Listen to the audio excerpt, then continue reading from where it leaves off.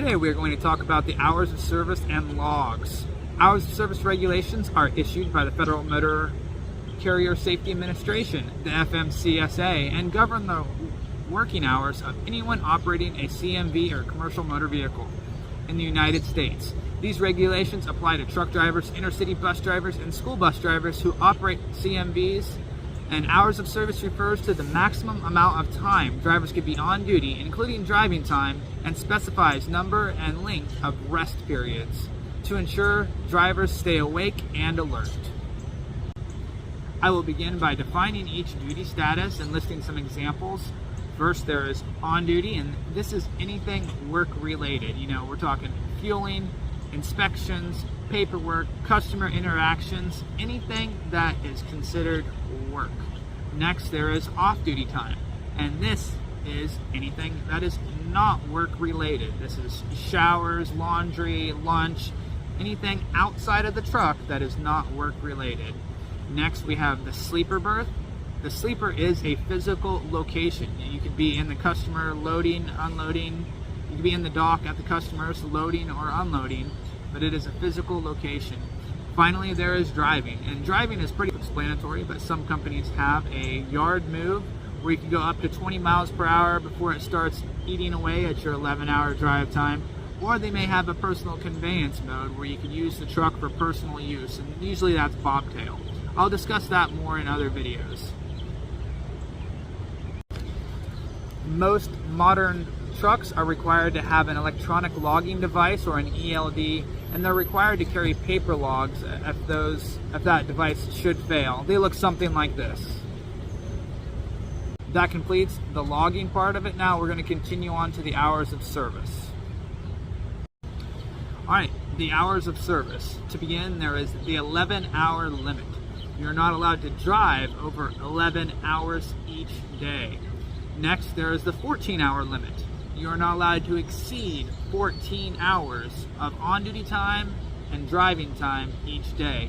And I will specify that you can be on duty over the 14-hour driving period, but you cannot drive exceeding that 14-hour period. Next, there's the 30-minute break, and this 30-minute break must happen within 8 hours. You cannot drive over 8 hours without taking a 30-minute break to unlock the rest of your 11-hour driving time.